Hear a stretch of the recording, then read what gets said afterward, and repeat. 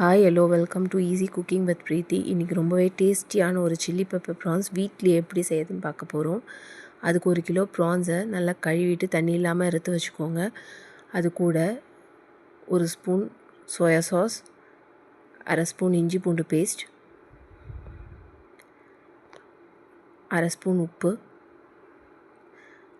1/2 spoon கருப்பு மிளகுத்தூள். இது கூடவே 1/2 டீஸ்பூன் கார்ன்ஃப்ளவர், 1/2 டீஸ்பூன் மைதா, 1/2 டீஸ்பூன் அரிசி மாவு, இதெல்லாம் போட்டு நல்லா பிரட்டிக்க போகிறோம். இது இந்த எறாக்கு ஒரு நல்ல பைண்டிங் தரப்போகுது.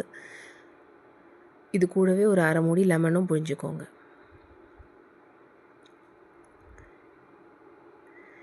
இப்போ எல்லாத்தையும் நல்லா பிரட்டிக்கங்க.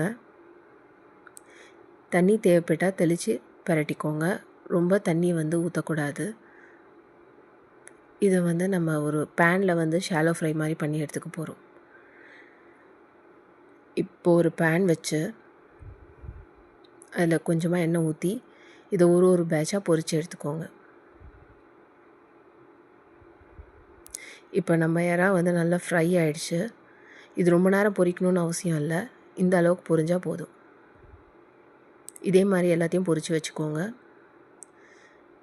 இப்போ தனியாக ஒரு பேன் வச்சு கொஞ்சமாக எண்ணெய் ஊற்றிக்கோங்க.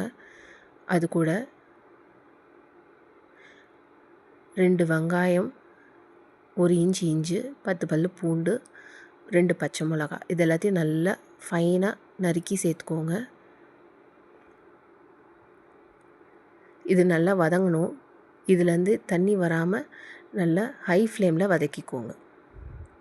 இது நல்லா வதங்கினதும் இது கூட 1 ஸ்பூன் சோயா சாஸ், 1/2 ஸ்பூன் உப்பு, 1/2 ஸ்பூன் வெறுமிளகாய்த்தூள், 1/2 ஸ்பூன் கரம் மசாலா, இதெல்லாம் போட்டு நல்லா எண்ணெயிலே வதக்கிக்கோங்க. இது நல்லா வதங்கினதும் ஒரு 1/4 டம்ளர் தண்ணி ஊற்றி இதை கொதிக்க விடுங்க. இதோட இந்த மசாலாவோட எல்லா வாசனையும் போய் அந்த மசாலா நல்லா பிளெண்ட் ஆகி வரும். அப்போ தான் நம்ம ப்ரான்ஸோடு அது நல்லா சேரும். நல்ல எண்ணெய் பிரிஞ்சு வரணும். இந்த ஸ்டேஜில் 1 ஸ்பூன் சில்லி சாஸ் சேர்த்துக்கோங்க. ரெட் சில்லி சாஸ் இன்றைக்கி சேர்த்துருக்கேன் நான். இப்போ எல்லாத்தையும் நல்லா வதக்கிக்கோங்க. இப்போ பாருங்கள், ஒரு நல்ல ஒரு கன்சிஸ்டன்சி வந்துடுச்சு. இந்த ஸ்டேஜில் நம்ம ஆல்ரெடி ஃப்ரை பண்ணி வச்சுருக்க ப்ரான்ஸை சேர்த்துக்கோங்க. ப்ரான்ஸ் போட்டு நல்லா பிரட்டி விடுங்க. ஹை ஃப்ளேம்லேயே இருக்கணும். எங்கேயுமே ஃப்ளேமை லோ பண்ணணும்னு அவசியமே இல்லை. இது கூட 1 ஸ்பூன் கருப்பு மிளகுத்தூள் சேர்த்துக்கோங்க. இது ரொம்ப காரமாலாம் இருக்காது. இது ஒரு சட்டிலான டேஸ்ட்டில் இருக்கும். ஒரு ரெஸ்டாரண்ட் ஸ்டைலில் இருக்கும். கண்டிப்பாக குழந்தைங்களுக்கு ரொம்ப பிடிக்கும். சாம்பார் சாதத்தோடு ரொம்பவே டேஸ்டியாக இருக்கும். இல்லை வெறும் ரச சாதத்தோடையே டேஸ்டியாக தான் இருக்கும். இதை ஈஸியாக செஞ்சிடலாம். இது கூட நான் கொஞ்சம் ஸ்ப்ரிங் ஆனியன் சேர்த்துருக்கேன். ஸ்ப்ரிங் ஆனியன் இல்லைன்னா கொத்தமல்லி சேர்த்துக்கோங்க, வாசனையாக இருக்கும்.